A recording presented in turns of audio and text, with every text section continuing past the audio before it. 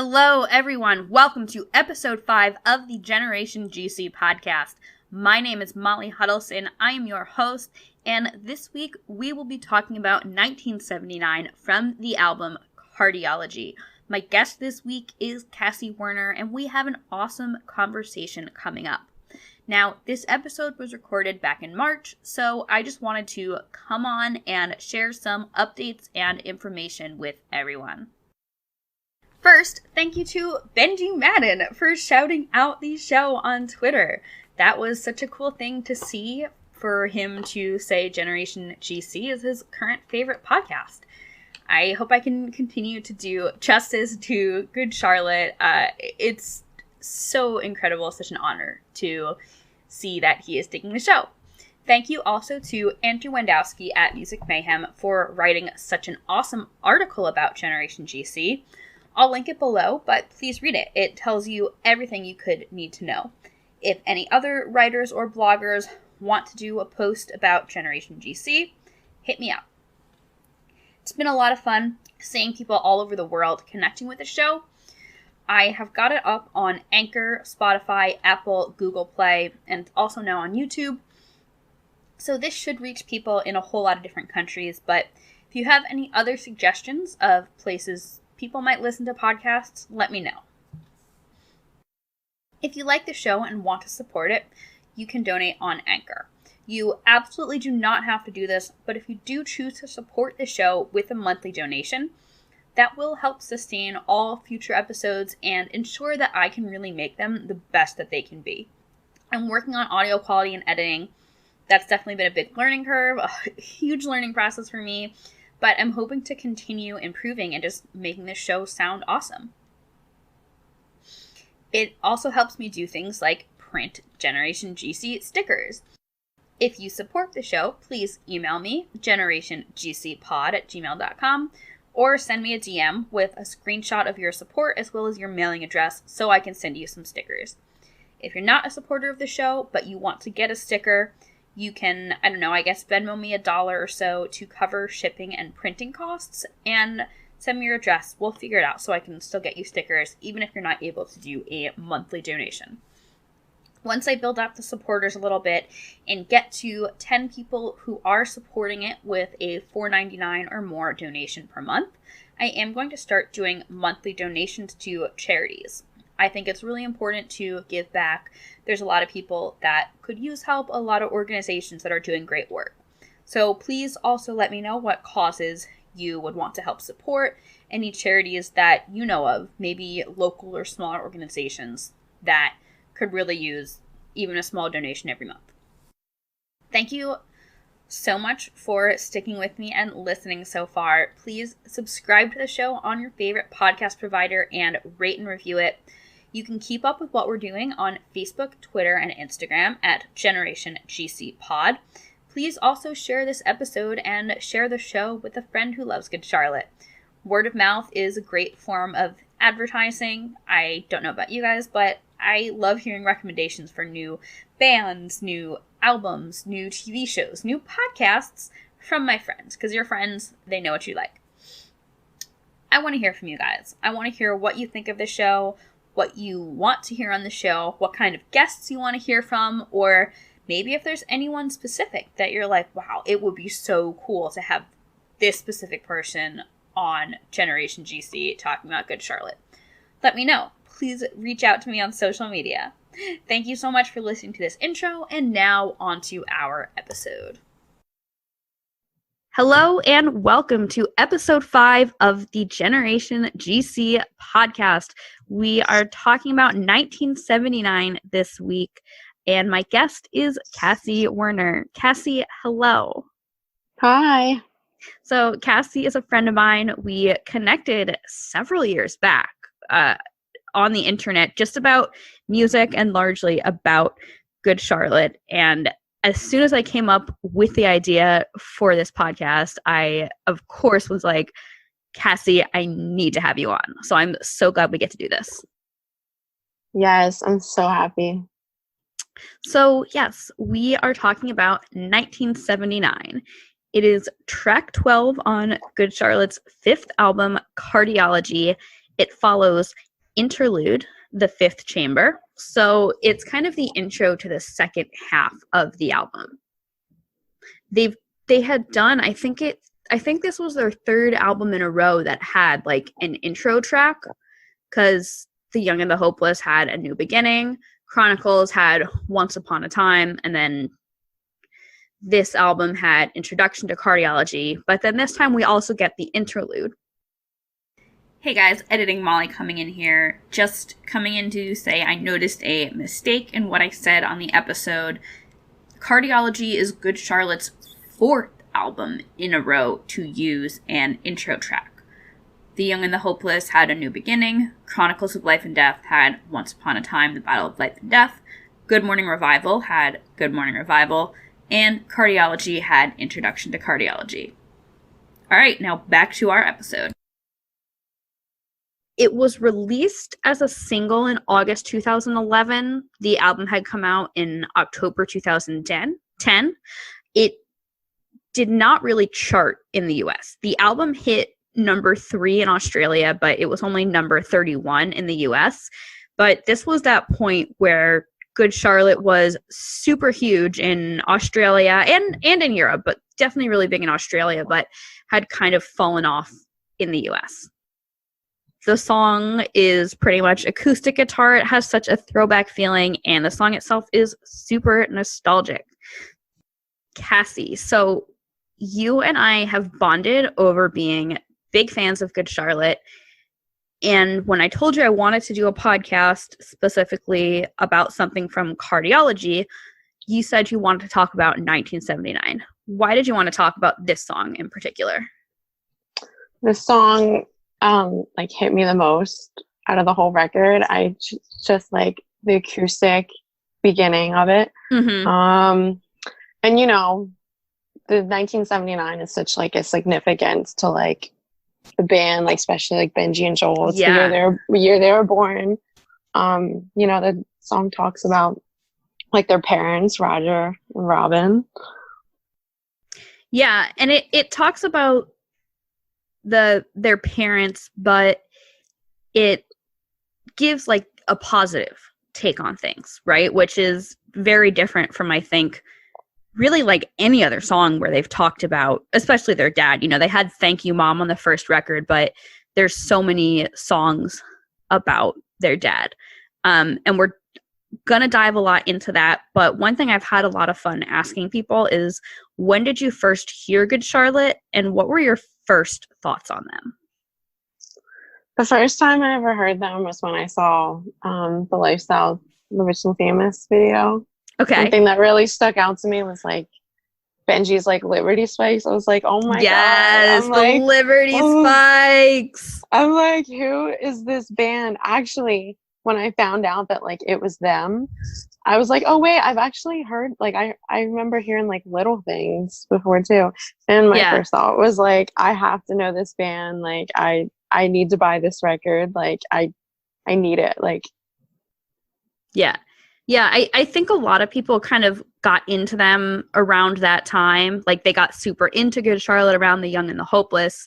And then they were like, oh, yeah, I did hear that song, Little Things. You're like, I know that song. Yeah. Like, oh, I didn't really know who that band was. But like, oh, okay, now I remember. So Cardiology was their fifth album. Worth noting that it was their only release on Capitol Records after they had put out their first 4 on Epic Daylight. And it was a really, like, I don't want to say different, because in a lot of ways it goes back to their roots of just very, the songwriting, I think, in a way.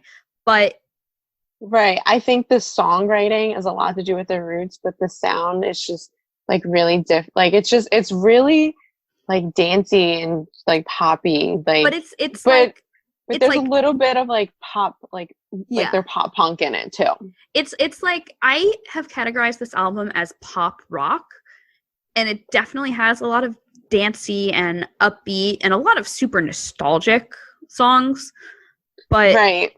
Like Good Morning Revival was also super dancey, but it was a lot more like electronic and moody.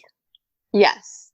And Good Morning Revival, I don't think was as nostalgic of a record. And a lot of this record is like kind of looking back, I think. Yes. I definitely have to agree.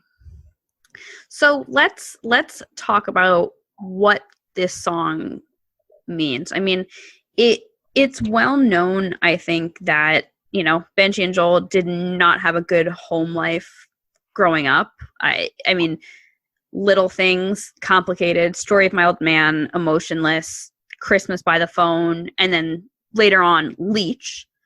There was also that song, Hey Dad, which was, I don't know if that was a demo. Like, I had a live recording of Hey Dad, but I don't know if that was ever on an actual release. But then this song is about the happier times. What was your reaction, like, when you first heard this song? What, you know, knowing a lot about their backstory, what was your reaction to hearing like such a happy song? Actually, I had it on repeat like a couple times, like listen to like the lyrics and stuff. Mm-hmm. I was excited to hear it, like, because you never really like heard like those like happy parts. Yeah, like, they always expressed about like all the dark parts, so it was just, it was really nice to just like, I was happy, like, and I was like emotional at the same time. I was like, oh my goodness. Yeah, I remember feeling happy, but it was like so new to me. I think like hearing like new. It was just really new. You know, it's like you feel like, okay, this is just and actually the facts that they had a rough home life, and you don't necessarily consider that there are good times too. Right. And this song actually has like both parents in it. It's not just about like their mom and their dad. Like it's both of them. Yes. And I mean, they had Thank You Mom about their mom on the first record, which is such a sweet track, just dedicated to their wonderful mom, Robin. But yeah, that's a good point, that they have all these other songs about their dad, but it's a lot of like, well, this is how my dad affected me, or, you know, affected me and my brother. But this is the only song that really gets into like their parents' relationship together. Yes, it is. So do you have any personal memories or stories that you want to share about 1979? I don't know. I just remember like when I first heard it, like I just had it on repeat like for a while. Yeah. And I was like, this is my favorite song off the record. Just because like I think like the whole like acoustic part of it too. Just like you could just tell that it was just a really special song like off the record. Like there's a lot of really special songs out there, but I just felt, and the story to it too, like every time you listen to it, it's just like you like notice like a different part of the song. Like I actually like listened to like the whole record before we did this just to like refresh myself, because it had been a while. Well, what I did, so I've been like, every time I record one of these, I will spin the whole record of whatever we're talking about and watch the music video. And then for this, I queued up, you know, a couple of songs of theirs that I felt like were around this theme. So, because I wanted to sort of look at how, I guess how they've changed. And I feel like this is, I don't know, almost the only album where I wouldn't say they're angsty, you know? Like this whole album. I definitely have to agree. And I noticed too, this is the last album they put out before they went on hiatus. Like, yes. You know? And so let's talk about this music video for the song, which I honestly didn't even know they'd put out a music video, or maybe I forgot about it, but they filmed this video June 2011, Tucson, Arizona. They were on tour with Yellow Card and Runner Runner. And then I guess the video came out probably the next month, July or something. And then they went on hiatus that September. Yes. So I don't think they've ever played this song live. I have never seen them play it live. I looked on setlist.fm. I didn't see it. Have you ever seen them play this song live? No, I've never seen them play it live. Yeah, that'd be really cool to see it live, though. It would be cool. Man, I would when they did the Youth Authority tour, like that fall 2016, I had VIP with my friend and they busted out Seasons acoustic. Oh my gosh, yes. Gosh, like what I wouldn't give for like a proper GC acoustic set. And not just like acoustic versions of, Lifestyles or whatever, but like all of the acoustic songs that they have, right? Right. Like this and Seasons. Oh, Seasons, man, that song. But I don't know. I think it's kind of funny that this was a single, but it was never played live. But I mean, also, looking at the timing of when it was released as a single and then going on hiatus like a month later. Right. I don't think there was possibly like a chance for it to be played live. Like, right. Right. I want to dive into the production of this album a little bit. So pre-production for this album started in March 2009 with producer Howard Benson. And I had known, and I learned a little bit more about this as I was just researching for this episode. Benji was particularly hesitant. He did not really like stuff Howard Benson had done in the past. They were mostly done with the album when Benson wanted to remove the first two verses of 1979 that had some very important lyrics.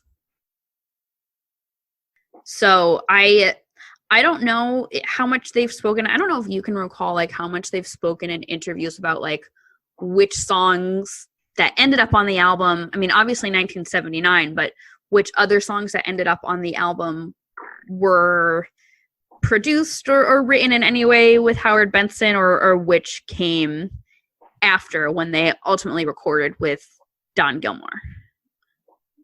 But I don't know. I think it's interesting to me that this was recorded with Don Gilmore, who had done the first record and then Good Morning Revival and then this, all of which are such different sounding records, wouldn't you say? Right, definitely.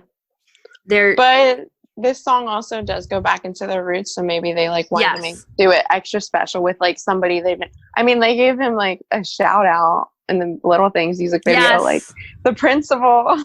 I love that. Oh my god, I loved that. Me too. Oh my god, me too. When I first saw that video, I don't think I knew who had produced the record, but then as soon as I like actually realized the connection, I was like, oh my god, that's so funny.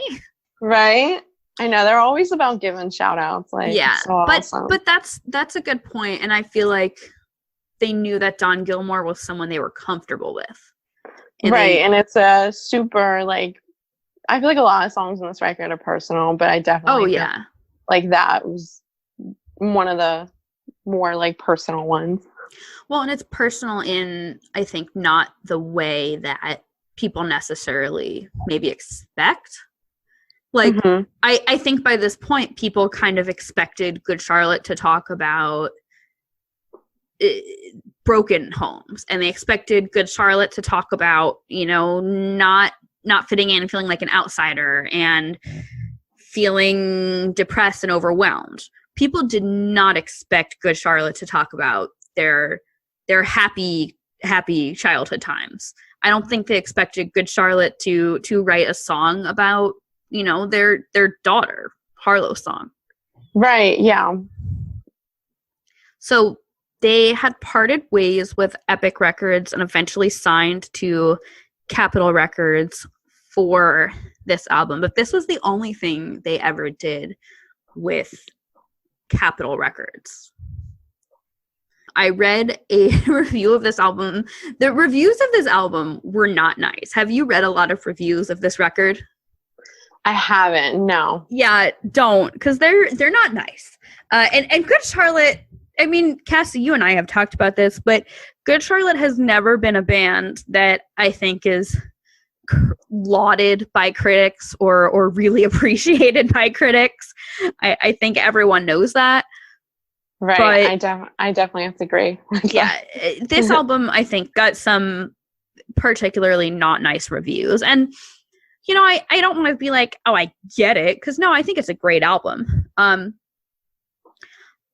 Consequence of Sound, which it's like wild to me that Consequence of Sound would even review this record, because I don't know, I feel like Consequence of Sound, you think of them as kind of pretentious, sort of like Pitchfork, maybe a little less pretentious than Pitchfork, but that's kind of the impression that I've always had. And, you know, Good Charlotte is so not pretentious or anything, but they reviewed this record. They did say that this song could be a hit single, or it could have been a hit single. But again, you know, by the time the single was released, they were just about going on hiatus. Like, my birthday was August 30th, and it was not even a week later, I think, that they announced they were going on hiatus. So there, like, wasn't momentum. What do you think, Cassie, if they hadn't gone on hiatus, what do you think that this song would have, I don't know, like a different kind of place in their career? Do you think it would have gotten more popularity if they hadn't gone on hiatus right then? I definitely think it would. I think a lot of like fans that have been following them from like the beginning would really appreciate it, and just I feel like it'd be like on repeat like yeah. I feel like it'd be definitely one of the more popular.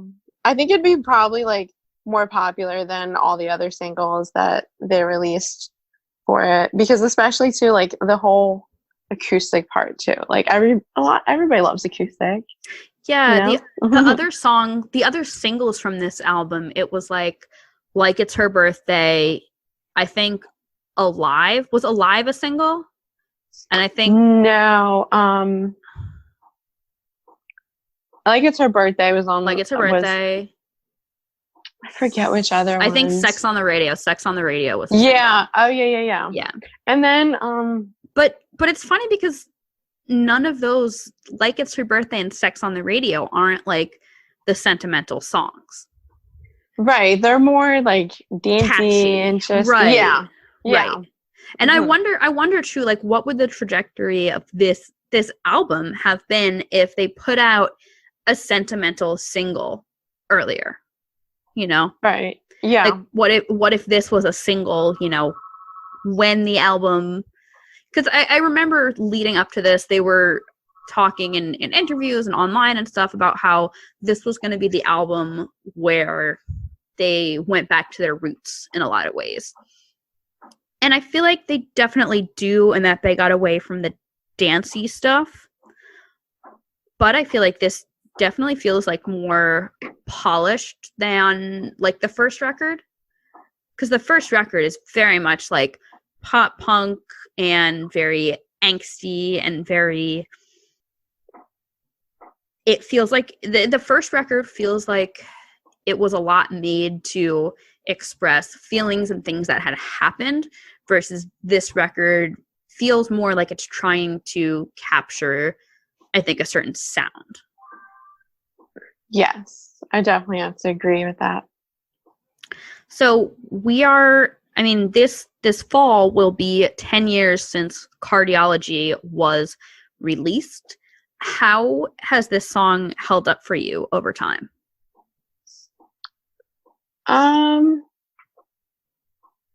Honestly, it feels the same as it did the first time I listened to it. Like I just love it. I feel like any record of theirs, like I listen to it like it's the first time I ever listened to it.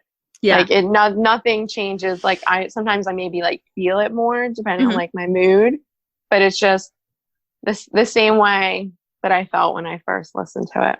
Which is an amazing feeling. Like that's what they always do. Like they just do that for me. Yeah, I will agree, but also disagree slightly in that I think for me, I have actually liked this song a lot more over time. When this record first came out, I didn't vibe with this song a ton, which is so strange, like especially as I look back, because I've always loved the acoustic stuff and acoustic versions that they would do. But over time, I've come to appreciate this a lot more.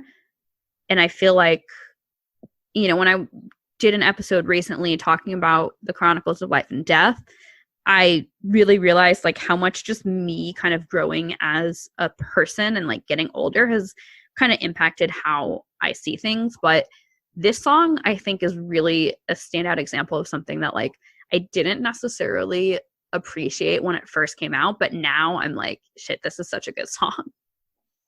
Yes. So just a couple more questions for you, Cassie. What has Good Charlotte meant to you over the years, and how has that changed, or has that changed at all?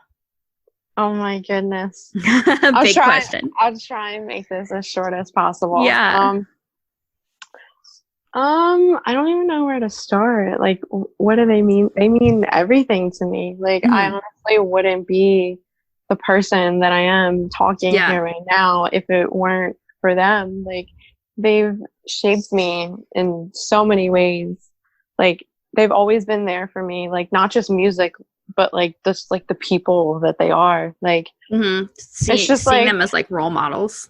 Like, I can't. It's kind of like, it's really hard to explain. It's kind of almost like I can't even explain it anymore. It's just like, it's something that like I feel like, I feel like you and like other like GC fans and other GC fans get it. Yeah. that have a favorite band. Like they just know, like when you know, and honestly, like I always knew from the start, like how much I love them was never going to change. It's just always going to grow. Like so many people always used to tell me like, it's just a phase. Like you're dying. Like, and I'm like, it's not a phase. Like, it's like, it when you have a favorite band, like, it's just.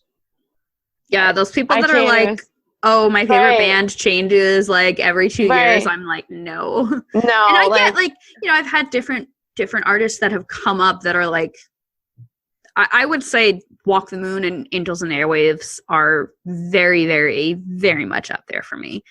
But they're like, no one's ever going to top Good Charlotte, I don't think. Me at too. This point. Like, I don't know. It's been a lot of years at this point. Right? Like, I have favorite bands, like bands with an S. Yeah. But my favorite band. Yeah. To like Good Charlotte forever. Yeah. Like it's never changed. It's never going to change. It's always going to be Good Charlotte. Like I don't feel any different about them now. Like I just continuously like love them more and more and more and more and more and more and more. Yeah. Like every day. Awesome. I totally get that. So any last words about 1979, about Good Charlotte, or about yourself that you want to share? Just everybody listen to 1979 after they listen to this podcast, and honestly listen to the whole record because it's really good front to back. It's so good, and I think it's kind of a forgotten record in a lot of ways.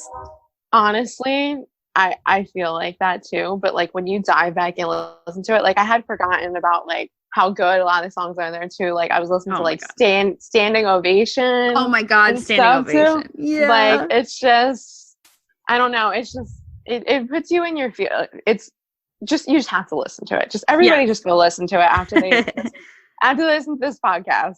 Oh my gosh, Cassie, thank you so much. Where can people find you on the internet? You can look me up on Twitter and Instagram. I actually run promotion page called Aesthetic Heart Promotions. You can look it up. It's Aesthetic Heart P on Instagram, Aesthetic Heart Promo on Twitter, and then just Aesthetic Heart Promotions on Facebook. And my personal usernames and stuff are linked inside everything. Awesome. Cassie, thank you so much. Thank you for having me. Oh my God, Cassie, I am so glad I could have you. Like I knew that I obviously had to have you. You love this band just like I do. Yes. Anyone listening, thank you so much for listening. Please make sure you're subscribed on iTunes and Spotify if you're not already. You can also follow Generation GC on Twitter or Instagram at Generation GC Pod, Pod, on both. And I'm at Hudelson, Hudelson, on both Twitter and Instagram. Thank you so much for tuning in, and we will hit you next week. Bye.